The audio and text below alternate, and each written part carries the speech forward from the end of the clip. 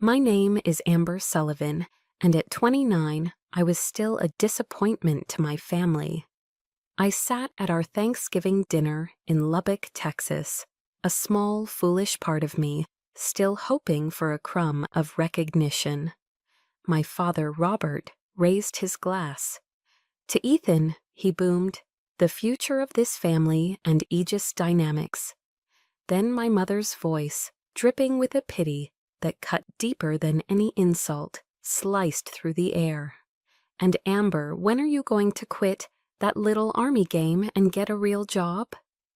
The air was stolen from my lungs as I sat there, a ghost at my own family's table. They had no idea that my little game was a $1.2 billion national security project. Their project. It's a uniquely painful feeling, isn't it? That moment you realize you're invisible to the people who are supposed to see you best. If you know that feeling, I'd be honored to read your story in the comments. Because that night, I made a silent vow. It was the last time they would ever make me feel that way. And the story of how I kept that vow is what you're about to hear. The long drive to Lubbock had been a familiar ritual of self-deception. As my Ford F-150 ate up the miles of flat Texas highway, under a sky so vast it felt like infinity, I let myself hope. Maybe this year would be different. Maybe this time they'd see me. I walked through the front door, and the warm, rich scent of roasting turkey, sage, and cinnamon hit me first. It was the smell of home, a comforting lie. The warmth stopped at the door. My mother, Carol, was in the dining room, her back to me as she meticulously arranged the silverware. She glanced over her shoulder. "Oh, Amber, you made it. Was the flight bumpy?" She didn't wait for an answer, turning her attention back to a fork that was a millimeter out of place. In the living room, my father sat in his worn leather armchair, a glass of whiskey sweating in his hand. The low roar of the Dallas Cowboys game filled the space between us. He gave me a single perfunctory nod, his eyes never leaving the screen. No hug, no welcome home, kiddo. Nothing. I felt like a piece of furniture they'd forgotten they owned, a ghost haunting the edges of their brightly lit lives. The dinner table was a masterpiece of Southern hospitality, laden with a glistening turkey, creamy mashed potatoes, bright cranberry sauce, and my mother's famous pecan pie cooling on the sideboard. But every bite I tried to take felt like swallowing gravel. Ethan, my brother, held court. He spoke loudly about Q4 projections and leveraging assets, dropping business jargon like he was scattering jewels for the less fortunate. He recounted his latest success with Project Cerberus, the name a bitter irony on my tongue. "That's my boy," my father beamed, his chest swelling with pride. "Always at the top of the game." My mother then turned her smile, a tight, practiced thing to me. "And how is your gig work, dear? Still at the same base?" The question was an empty box, offered only to be checked off a list of maternal duties. Before I could form a reply, Ethan leaned forward with a smirk. "Speaking of the game, sis, do you even know what EBITDA means?" He didn't wait for an answer. "Nah, probably not. They don't use that stuff where you are." A wave of polite, complicit laughter rippled around the table. It wasn't a loud laugh, but it was sharp, and it lanced straight through me. I could feel my own heartbeat, a dull, painful thud in my ears. The final blow came with the toast. My father stood, his glass held high. "To Ethan," he declared, his voice echoing with authority, "the rightful heir to the Sullivan legacy at Aegis, and to a future where our family name continues to command respect in the Texas business world." He spoke as if I didn't exist, as if his only child was the son sitting beside him. He sat down to applause from my aunt and uncle. In that quiet moment, My mother leaned toward me, her voice a conspiratorial whisper meant to sound like comfort. Amber, your father just wants what's best for you. You should have listened to him all those years ago. The blame, the casual crushing weight of her blame, was worse than the outright disdain. It wasn't anger I felt then. It was a terrifying cold clarity. A decision, forged in the fires of years of silent slights, settled deep in my bones. I didn't say a word. I just looked down at my plate, the food now a blur. They would pay for this, not with anger or with tears. They would pay for it with the one thing they truly understood: consequences. The decision hung in the air, a silent cold weight in the aftermath of the disastrous Thanksgiving dinner. I didn't storm out. I didn't raise my voice. I simply excused myself and walked up the familiar creaking stairs to my childhood bedroom. The vow I had made downstairs wasn't born of a single insult. It was the final, cracking sound of a foundation that had been eroding for years. To understand the steel in that decision, you have to walk through the museum of my past. My room was exactly as my mother had preserved it, a shrine to the daughter they had wanted me to be. Trophies for cheerleading and academic decathlons gathered dust on the shelves. Faded ribbons from track meets hung beside framed honor roll certificates. It was a museum of a ghost, of a girl who had tried her best to fit their mold. My eyes drifted to a blank space on the wall, a pale rectangle where the wallpaper was a slightly lighter shade. That space was reserved for a ghost of a different kind. I remembered the day I was commissioned as a second lieutenant in the U.S. Army. The pride I felt was a physical thing, a warmth spreading through my chest as the polished gold bar was pinned to my uniform. I'd sent the 8A10 photograph home, imagining it taking its place on the wall.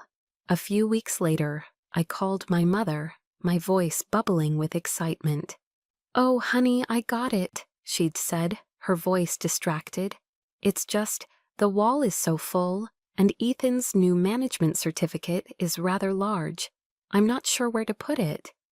The next time I came home, I found it. My commissioning photo, the proudest moment of my young life, wasn't on the wall. It was stuffed in my father's desk drawer, curled at the edges, tucked beneath a stack of old utility bills. Meanwhile, Ethan's certificate, celebrating a low-level promotion, hung in a heavy Texas oak frame with a gleaming brass plate, given the place of honor right above the fireplace. The memories kept coming, each one a fresh layer on an old wound. I was in Afghanistan, the air thick with the taste of dust and fear. The sickening shriek of incoming rockets had sent us scrambling for the concrete bunkers, the percussive whoomp of the impacts shaking the very ground beneath us. When the all-clear was finally given, my hands were still trembling as I found a satellite phone to call home. I just needed to hear a familiar voice, to feel a connection to a world where things didn't explode. My father answered. "Amber?" he'd said, his voice sharp with impatience. "I'm in the middle of something with the Japanese partners. Is it an emergency?" Before I could even say that I was okay, that I was alive, he'd continued. "If not, call back later." The line went dead. I learned a few days later from an aunt's email that his emergency meeting had been a celebratory golf game at the country club, honoring a new contract Ethan had landed. I could have died in that bunker, a world away, and my existence would have been an inconvenience to his tea time. But the loneliest I ever felt wasn't in a war zone. It was on a perfectly manicured parade ground at Fort Gordon, Georgia. It was the day I was promoted to lieutenant colonel, a significant achievement at my age. The ceremony was formal, filled with the crisp formations and solemn traditions I had come to love. I had sent the invitations home a month in advance, but when the time came, I stood on that field, scanning the crowd, and saw only the 2 empty chairs where my family was supposed to be. They were stark, empty voids in a sea of proud, smiling faces. That evening, a storm rolled in, the Georgia sky weeping as if for me. I stood in the downpour, my phone glowing in my hand, reading the email from my mother. "So sorry we couldn't make it, sweetie," it read. "The whole family had to fly down to Florida. Ethan is receiving the Employee of the Year award, and his company paid for the whole trip. We just couldn't miss it." I stood there, drenched and hollow, the silver oak leaf on my shoulder, feeling impossibly heavy. I had won battles, led soldiers, and earned the respect of my command, but I had lost the one war I never knew how to fight, the war for a place in my own family's heart. It was in that moment of absolute desolation that I remembered the words of an old Army chaplain. He had once told me, during a moment of private despair, "Amber, God doesn't give us a burden without the strength to carry it. Your trials are not your punishment, they are your forge." Back in my childhood room, the ghosts of the past swirled around me. The pain was real, a living thing. My eyes, tired of looking at the past, finally settled on the present. In the corner of the room, hanging from the back of the door, was a simple black garment bag. It wasn't a relic from the museum, it was my armor. It was my future. And inside it was the person they were about to meet. The armor hanging in that black garment bag wasn't given to me. It was forged. It was forged in the lonely, sweltering humidity of a Georgia sunrise, long before my family had any idea what I was truly doing. My father thought I was playing a game. The truth is, I was remaking myself from the ground up, fueled by a determination that tasted like ash in my mouth. My journey began at Fort Gordon, the nerve center of the Army's Cyber Command, and my life there was a relentless loop of brutal discipline. The alarm on my government-issue phone would scream at 4:30, no snooze button allowed. By 4:45, I was out on the pavement, my boots pounding a steady rhythm as I ran my 5 miles. The air was thick and heavy, even before the sun had fully risen, clinging to my skin like a wet blanket. Breakfast was black coffee and a bowl of plain oatmeal, eaten while reviewing threat intelligence reports from the night before. My days were a deep dive into an ocean of complex code, hunting for the digital fingerprints of hostile nations, trying to breach our networks. My brain was a machine that never shut down, constantly analyzing, predicting, and fortifying. While other junior officers went to the local bars in Augusta for a beer and a break, I was back in my small barracks room, the glow of my laptop screen painting my face blue as I worked through online courses in advanced cryptography and network theory. I had no social life. I had a mission. I had to be twice as good, twice as smart, just to prove I wasn't the failure my father had already decided I was. Then came my first real test. I was tasked with leading a small team to build a simulated defense system, a digital fortress to train other cyber warriors. For 3 months, I lived and breathed that project. I skipped Thanksgiving. I worked through Christmas, fueled by lukewarm coffee and a stubborn refusal to fail. The night before the final demonstration, I was confident. We had built something strong, and then it crumbled. During the live fire test, with my commanding officer and his entire staff watching, a rival team exploited a single elegant logic flaw I had completely overlooked. The system collapsed in on itself. The silence in the command room was deafening. My immediate superior, a major who had always seemed to resent my presence, reprimanded me harshly in front of everyone. The humiliation was a physical blow, knocking the wind out of me. That night, feeling smaller and more broken than I ever had, I called home. I don't know what I was looking for, pity maybe, or just a single kind word. Ethan answered. I tried to explain what happened, my voice cracking. He let out a short, humorless laugh. "See, I told you so," he said, his voice dripping with condescension. "The real world is tough, little sister. It's not like one of your army games. Why don't you just quit? I can probably get you a desk job here, filing papers or something." The line went dead in my heart long before I hung up the phone. A desk job, filing papers. The sheer contempt in his voice was the final nail. I sat on the edge of my military-grade bed in my empty, sterile room, the silence pressing in on me.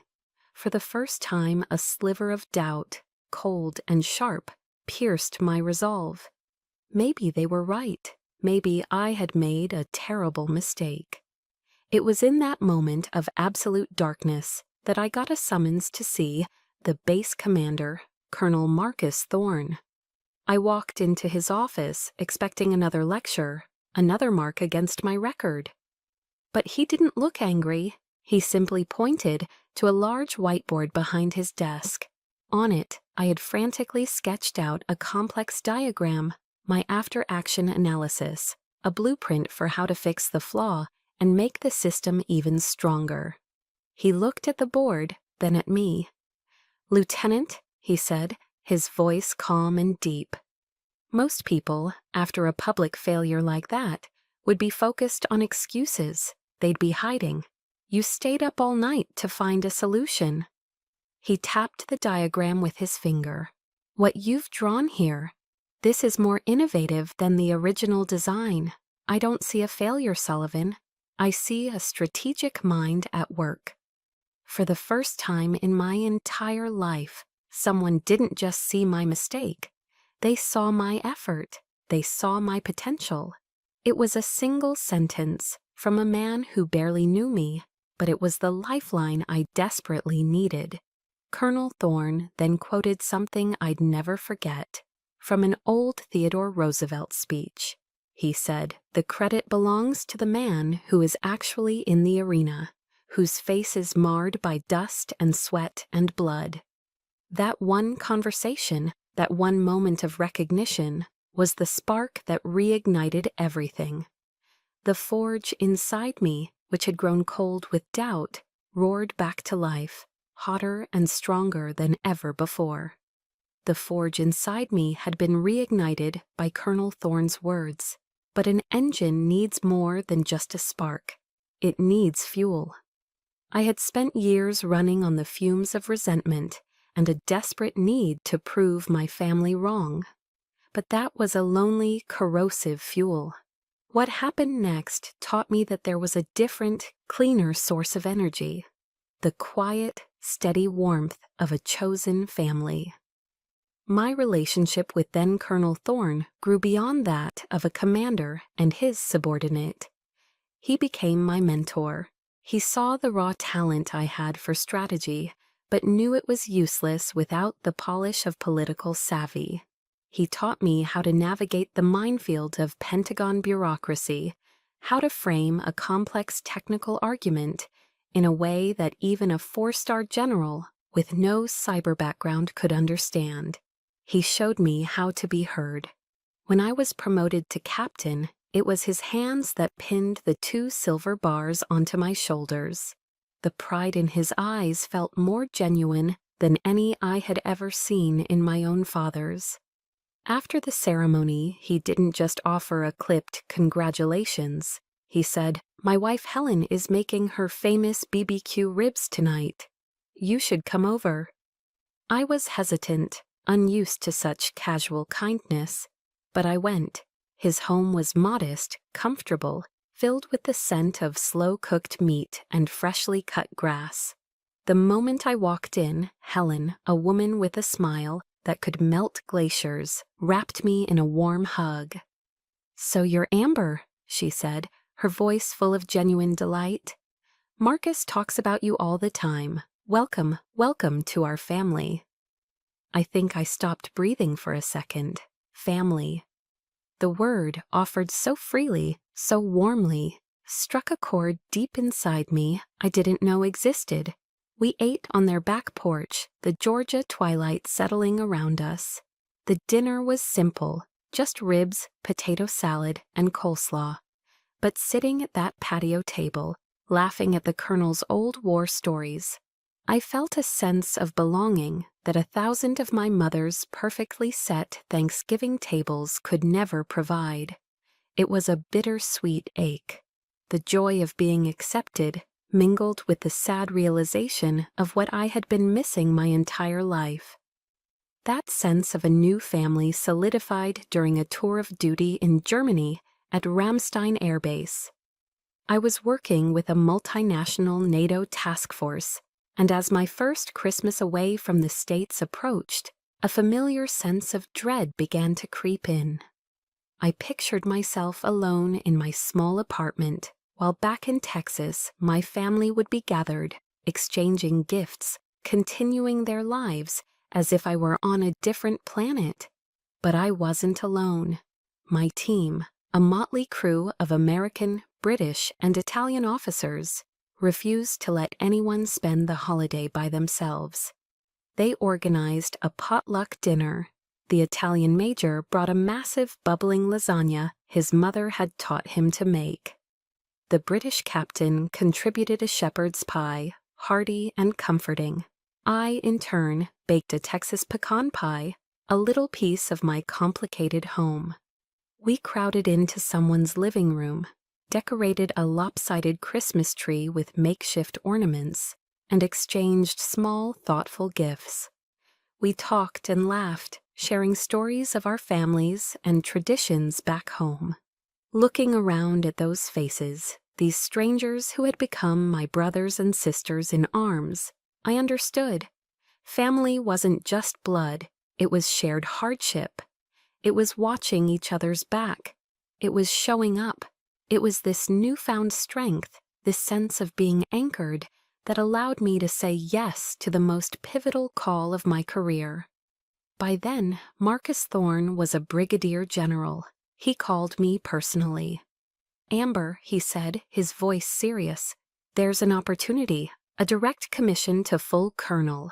It's a big jump, but the mission is critical. It's called Project Cerberus." My blood ran cold. Aegis Dynamics, my father, my brother. General Thorne seemed to sense my hesitation. "Listen to me," he said, and his tone was no longer that of a general, but of a father. "I know the situation. The partner is Aegis Dynamics. I know the personal connection. If this is too much, if you feel it compromises you in any way, you can say no. I can assign it to someone else, no questions asked." I was silent for a long moment, letting his words sink in. He was giving me a choice. He was offering me a level of respect and consideration that my own father had never conceived of. He saw me, not my last name, not my potential use to him. He saw a human being with a complicated history and was protecting me. That single act of respect was the final piece of armor I needed. "No, General," I said, and my voice was clear and steady, without a trace of doubt. "I'll take the assignment." A smile entered his voice.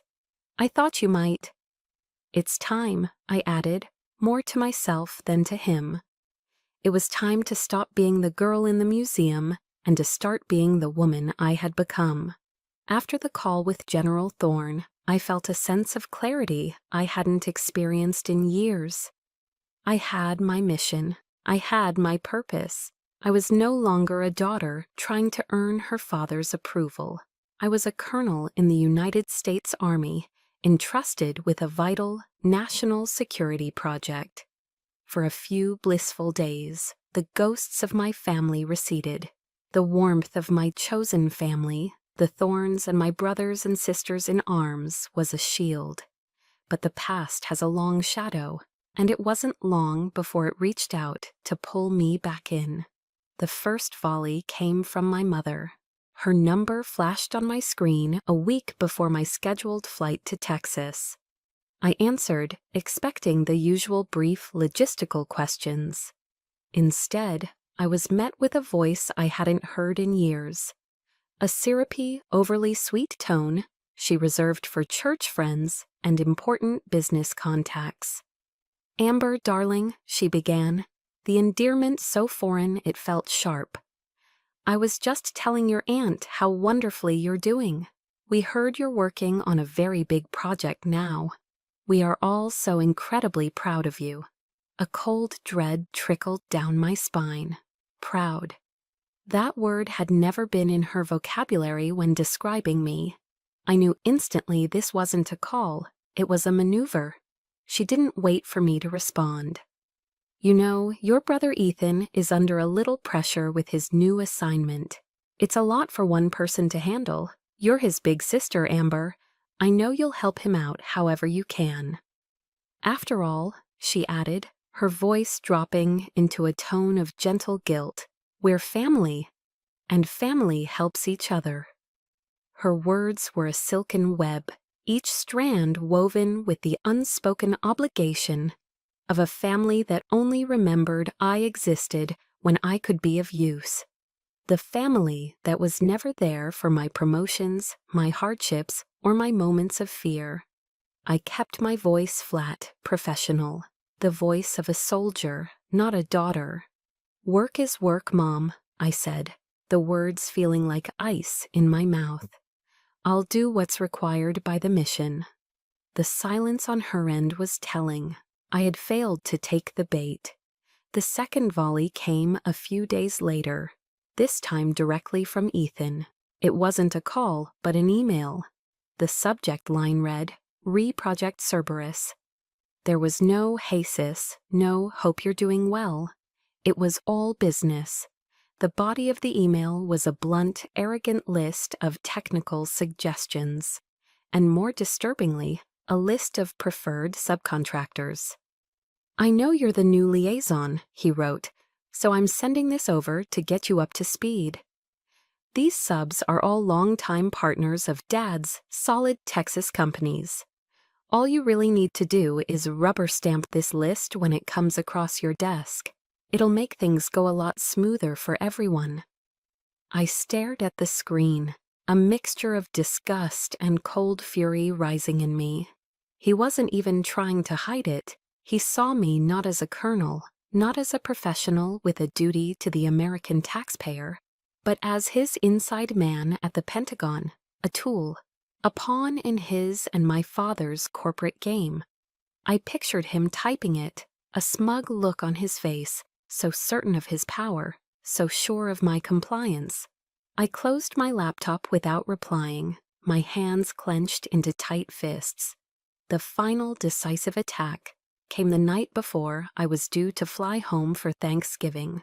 It was my father. His voice on the phone was the one I knew best, the voice of command, the voice that expected and received absolute obedience. "Amber," he started, dispensing with any pretense of pleasantry, "I hear you're overseeing Ethan's project. Good."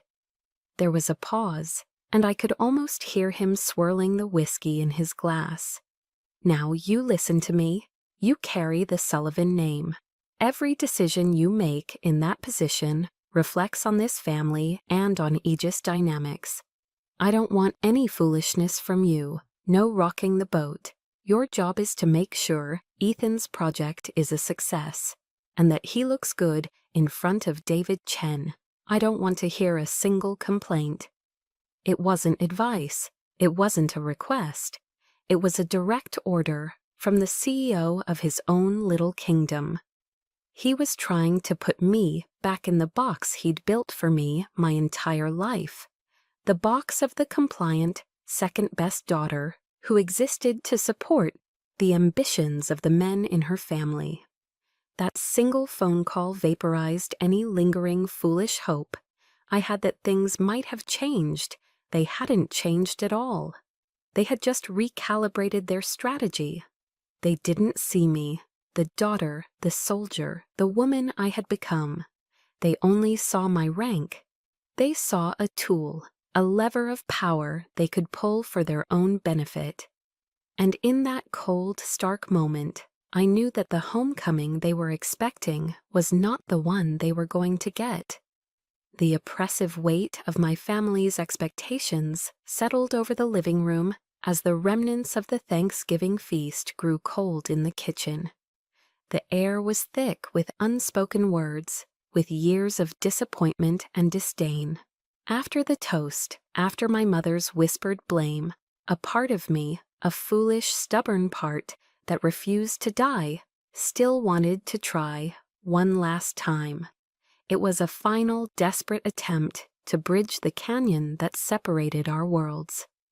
I went upstairs, my steps heavy on the familiar stairs, and retrieved the gift I had so carefully carried all the way from my duty station, wrapped in protective tissue paper. I came back down and stood before my father. He was back in his leather throne, swirling the amber liquid in his glass. I waited until a commercial break in the game. In my hands I held a shadow box, its wooden frame polished to a deep, respectful cherry finish.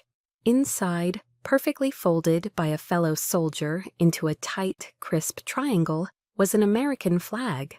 A certificate of authenticity was nestled beside it.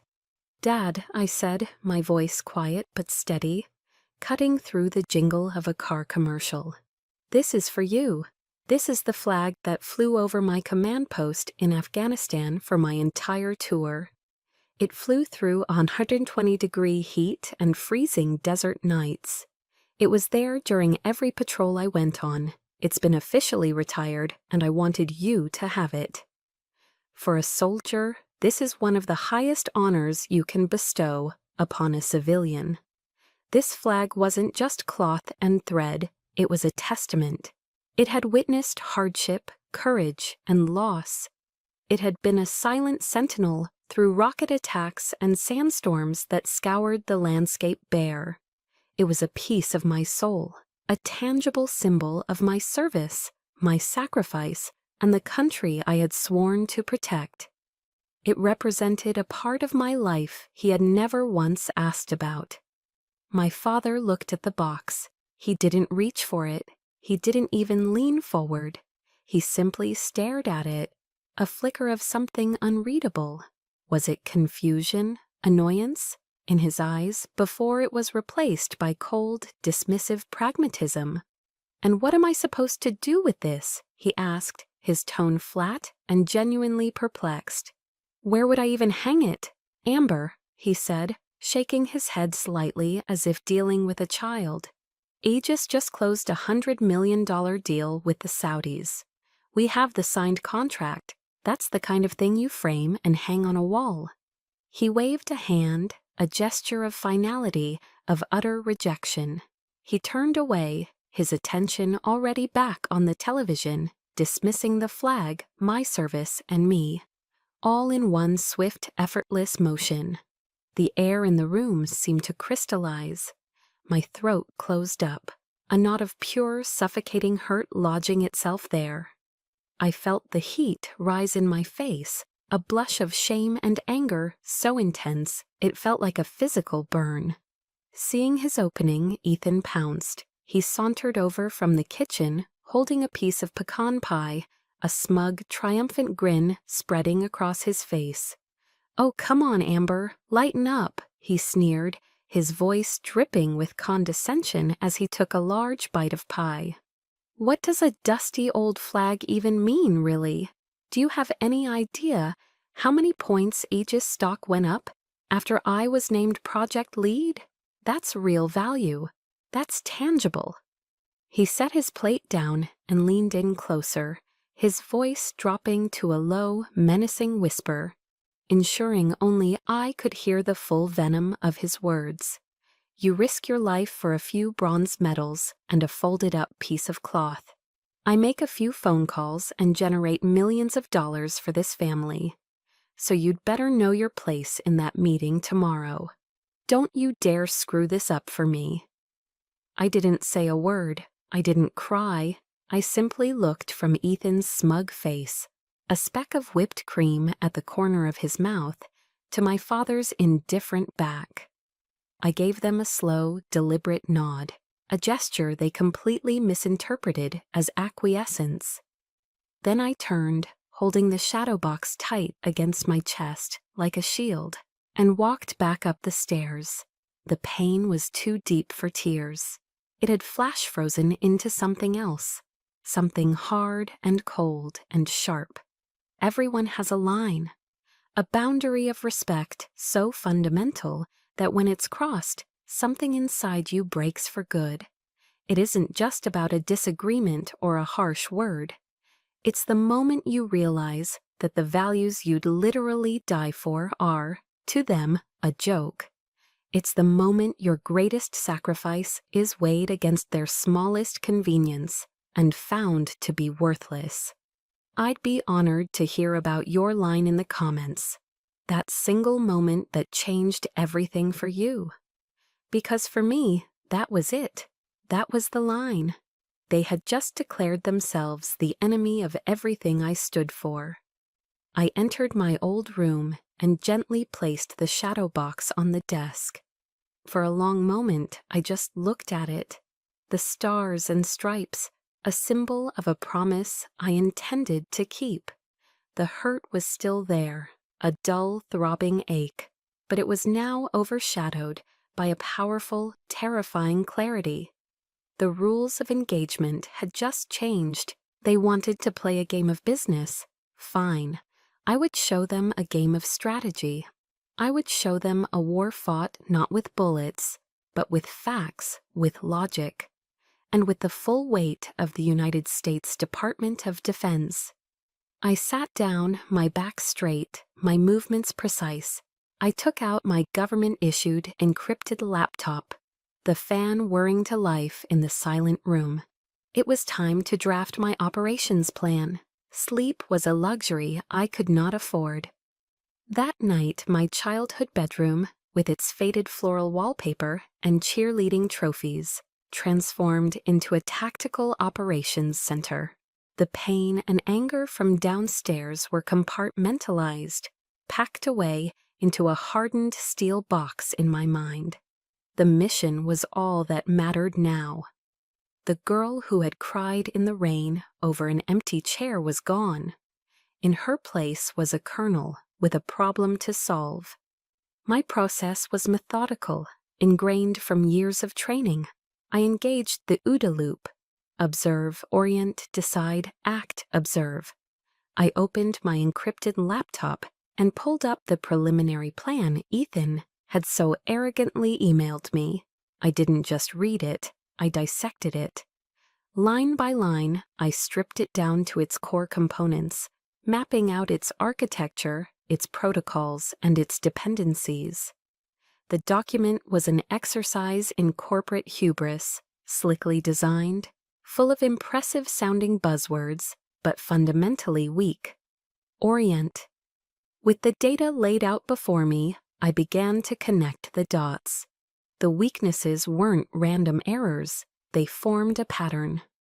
I traced them back to their source, and it became chillingly clear. The plan was built not on sound security principles, but on cronyism.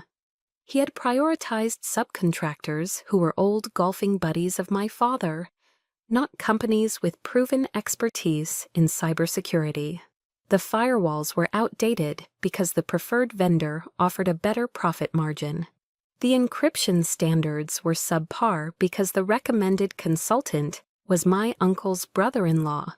This wasn't just a bad plan, it was a house of cards built on nepotism, designed to enrich family friends at the expense of national security. The sheer, breathtaking arrogance of it was astounding. They thought I was a rubber stamp. They thought I was one of them. Decide? My course of action became crystal clear. I wasn't going into that meeting to humiliate my brother. I was going in to protect the integrity of a $1.2 billion defense project. My objective was not familial revenge, it was mission success. I spent the next several hours forging my weapons. I didn't write a speech. I compiled a list of questions. Each one was a scalpel, designed to precisely cut through the jargon and expose the fatal flaw beneath. Can you explain the decision to use the X2500 series firewall when it has a known vulnerability to side-channel attacks, a vulnerability that was widely publicized 6 months ago? The proposal relies heavily on a subcontractor, Texan Solutions, whose primary experience is in commercial IT, not hardened military networks. What is their specific qualification for handling classified data streams? The data redundancy plan appears to have a single point of failure. How do you justify this in a Tier 1 national security project? Each question was a loaded weapon, and I knew the answers, or lack thereof, before I even asked. Just as the first hint of gray light began to silhouette the cotton fields outside my window, I made a final strategic move. I initiated a secure, encrypted call to General Thorne. He answered on the second ring, his voice alert and clear, even at this early hour. "General, this is Colonel Sullivan." I kept my voice formal, direct. "I have completed my initial assessment of the Project Cerberus proposal. It is critically flawed. I am requesting full discretionary authority in the 9 a.m. meeting, up to and including the authority to recommend an immediate halt to the project pending a full review." The silence on the line stretched for a long moment. I could hear him breathing, considering the weight of my request. He wasn't just my mentor now, he was my commanding general, and I was asking for the power to potentially derail a billion-dollar contract and cause a major political headache. Then his voice came back, firm and unwavering. "Colonel Sullivan, I put you on this assignment because I trust your judgment, not your last name. You have full authority. Do what you have to do to protect the interests of the United States Army." Full authority.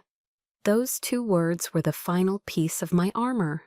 The knowledge that I was not alone, that my command had my back, solidified my resolve into something unbreakable. An hour later, I stood in the bathroom, the steam from the hot shower clearing from the mirror. I began the ritual. The crisp, dark blue skirt and jacket of the Army service uniform, the perfectly knotted tie, the rows of ribbons on my chest, each one a silent story of a place I had been, a job I had done. The brass buttons, polished to a mirror shine, and last, the single most important pieces, the silver eagles of a full colonel, pinned precisely on each shoulder. I looked at my reflection.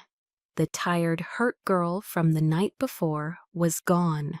The woman staring back at me was not a Sullivan. She was a commander. Her eyes were clear, her posture was straight, and her purpose was absolute.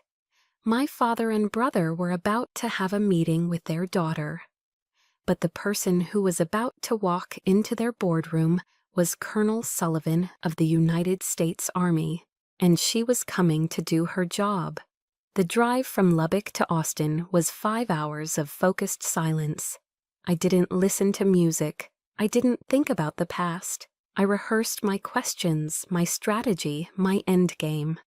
I was no longer a daughter driving to a family confrontation. I was a commander moving toward her objective.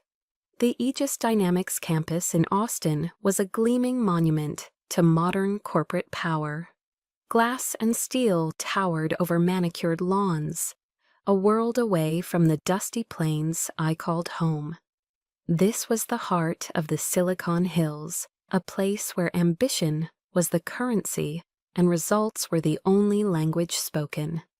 I felt a surge of cold confidence. This was a language I could speak. I pulled into the visitor parking and stepped out of my truck. As I walked toward the main entrance, the polished glass doors reflected a woman I almost didn't recognize.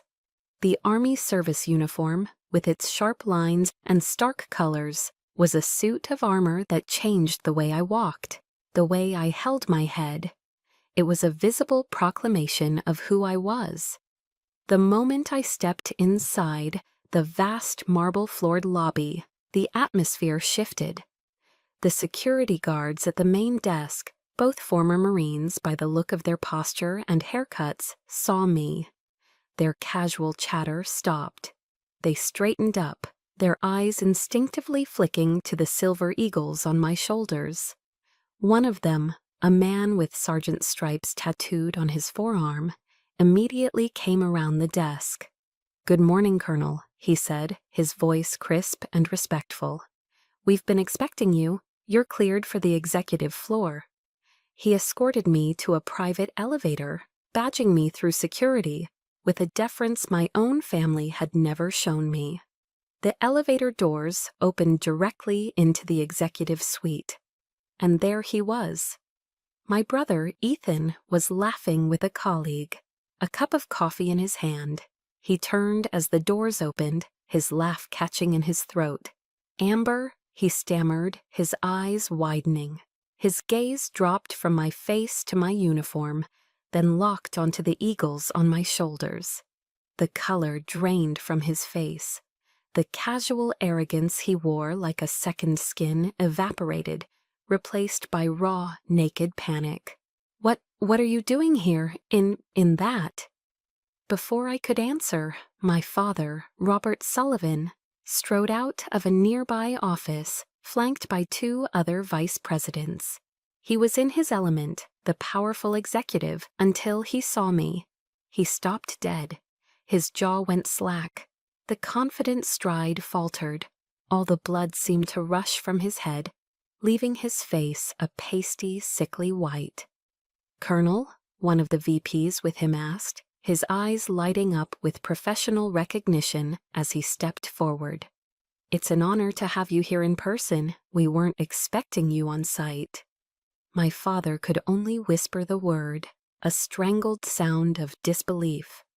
"Colonel," I gave a single professional nod to the vice president, ignoring the personal chaos erupting around me. "It's good to be here." I walked past my stunned father and my shell-shocked brother and entered the boardroom, leaving a trail of silent, frantic confusion in my wake. I chose a seat at the head of the long, polished table, directly opposite the CEO's chair. My father and brother stumbled in after me, their faces masks of bewilderment. They chose seats at the far end of the table, as far away from me as possible, looking small and utterly out of place. At precisely 9 a.m., the CEO, David Chen, entered. He was a dynamic, respected leader, known for his sharp mind and no-nonsense attitude. His eyes scanned the room, noted the tension, and then landed on me. A smile of genuine, surprised pleasure broke across his face. He walked directly to me, extending his hand. "Colonel Sullivan," he said warmly, his handshake firm. "This is a welcome surprise. I was under the impression our meeting would be via video conference." I rose to meet his handshake. "I felt a project of this importance warranted a personal visit, Mr. Chen." He beamed, then turned to the room, his voice carrying the full weight of his authority. "For those of you who have not been properly briefed," he announced, his gaze sweeping over my father and brother. "This is Colonel Amber Sullivan.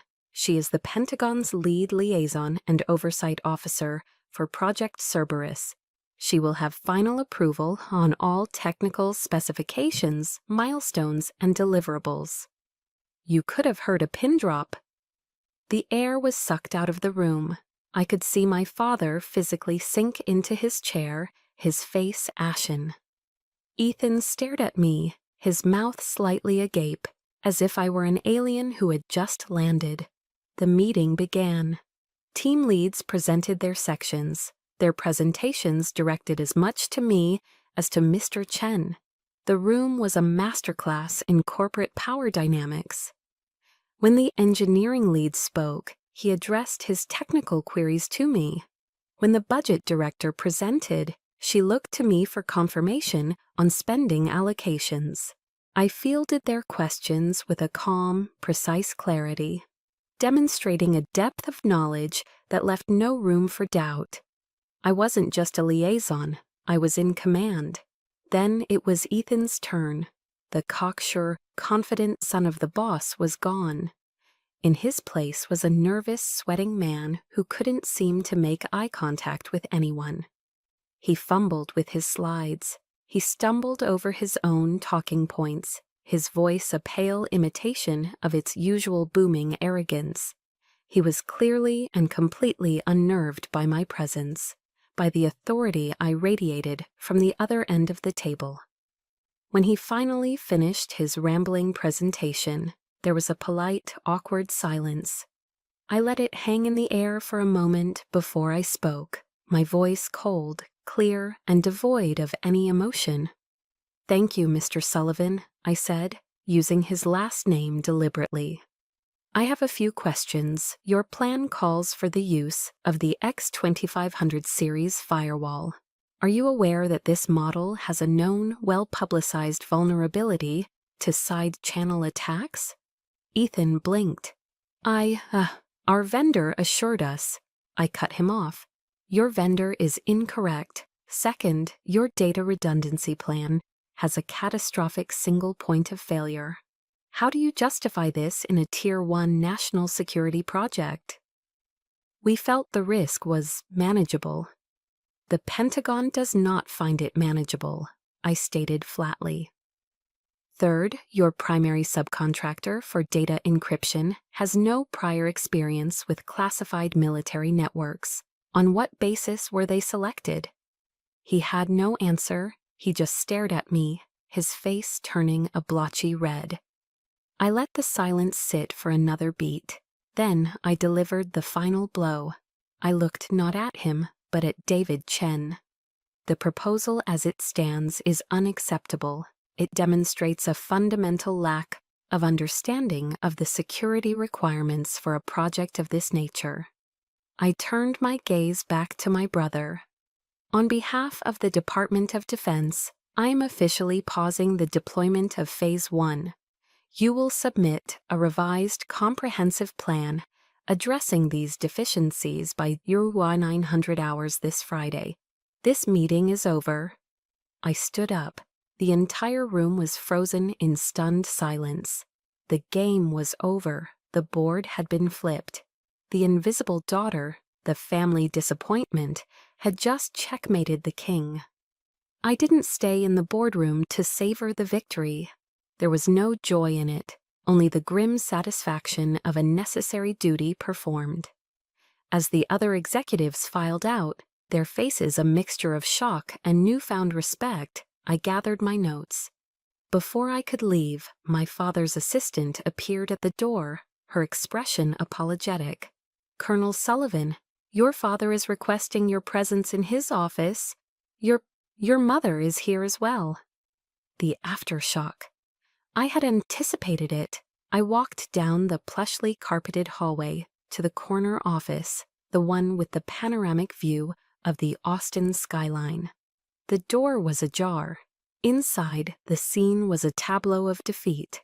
My mother was sitting on a leather sofa, dabbing at her eyes with a tissue. Ethan was slumped in a chair, staring at the floor, the picture of a deflated ego. And my father was pacing back and forth in front of his massive mahogany desk, a caged tiger whose territory had just been invaded. He stopped pacing as I entered, his face a chaotic storm of anger and fear. "Why?" he demanded, his voice trembling with rage. "Why would you do this to us? Humiliate your own brother, your own family, in front of the entire company?" I stood my ground in the center of the room. my posture unchanged from the boardroom. I looked him directly in the eye, my voice as calm and steady as a frozen lake. I didn't do anything to you, Dad. I did my job, the job you and Mom and Ethan have dismissed as a little game for the last decade. This was never a family matter. This is a matter of national security. The phrase national security hung in the air, a concept so foreign to the insulated world of this office that it seemed to suck the oxygen out. My mother let out a sob. "We didn't know, Amber," she wept, her voice pleading. "We didn't know you were so important." And there it was, the confession at the heart of it all. It wasn't an apology for the years of neglect, for the missed promotions, for the dismissal of my life's work. It was an apology for underestimating my power. Their regret wasn't born of love, it was born of fear. Ethan finally looked up, his face pale and drawn. I'm sorry," he mumbled, the words sounding like they were being dragged from him. "What I saw in there today—" I cut him off, my voice sharp and precise. "Your apology is not owed to me, Ethan. It's owed to the Pentagon for submitting a proposal that was negligent at best. Fix it."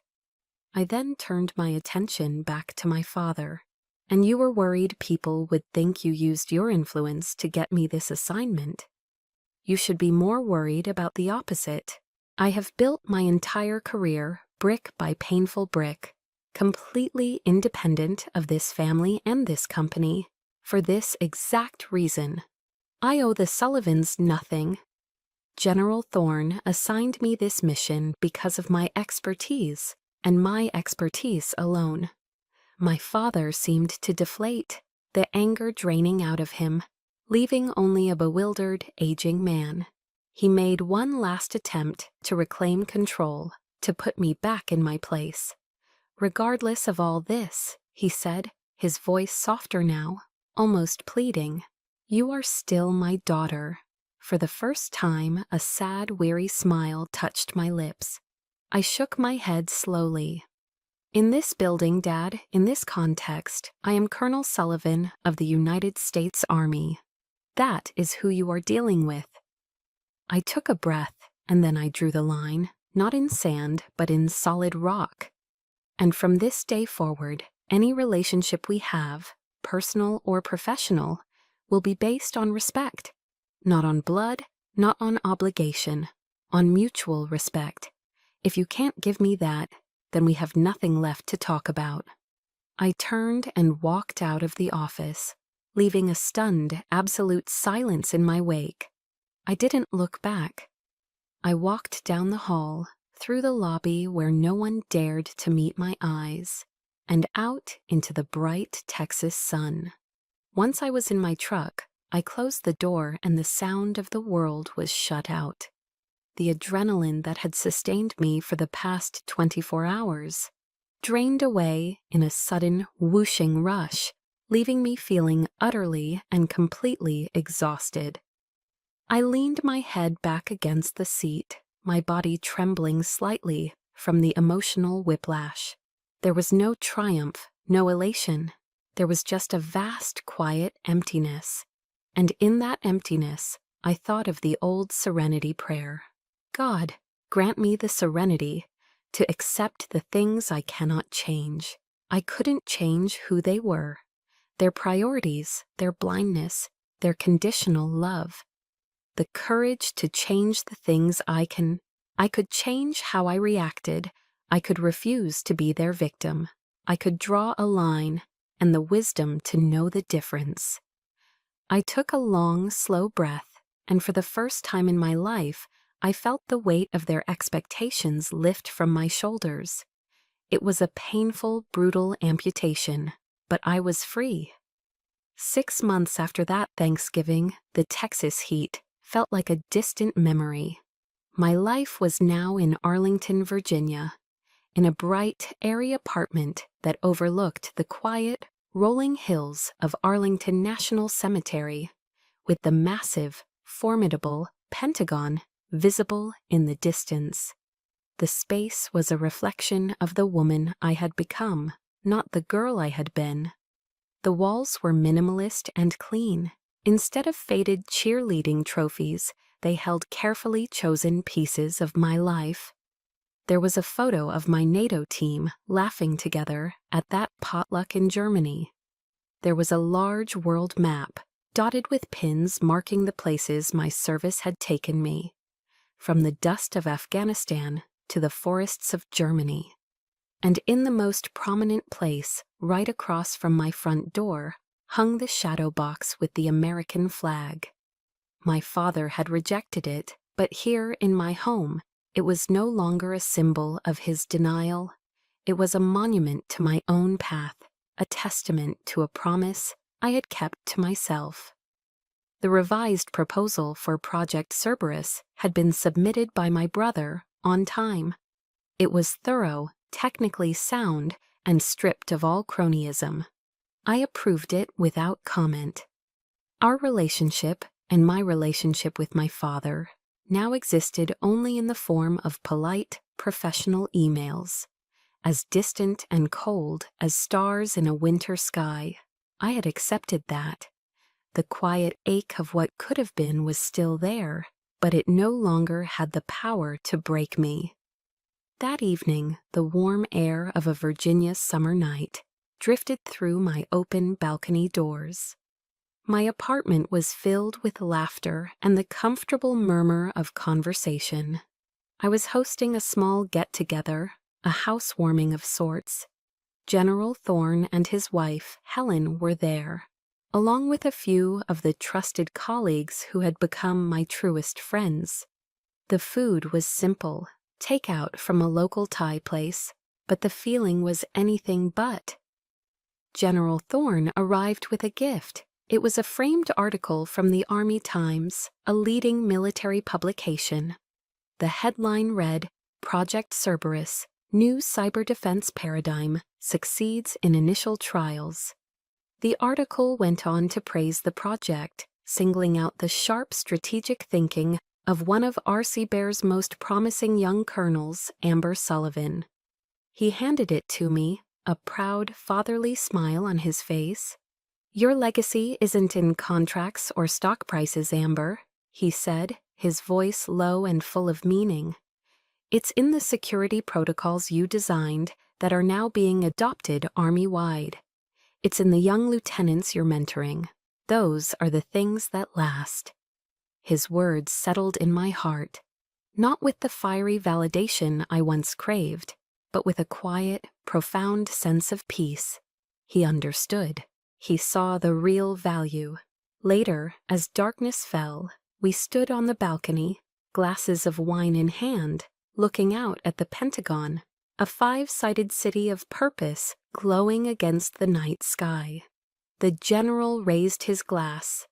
"To those who dare to take the road less traveled," he said, looking directly at me. We all raised our glasses. "To the road less traveled," we echoed. As I sipped my wine, I looked at the faces around me, illuminated by the warm light from my living room. Helen, who had welcomed me into her family without a moment's hesitation. The general who had seen my potential through my failure. My colleagues who respected me for my mind, not my name. This was my family, the one I had built, the one I had chosen. My phone buzzed. It was a video call from my parents. I hesitated for a second, then answered. Their faces appeared on the screen, looking older, smaller. They had heard about the article. They offered awkward, stilted congratulations. There was an unspoken plea in their eyes, a desire to reconnect, but they didn't know how. They didn't have the words. The old me would have dissected every syllable, searched for hidden meanings, for a scrap of genuine affection.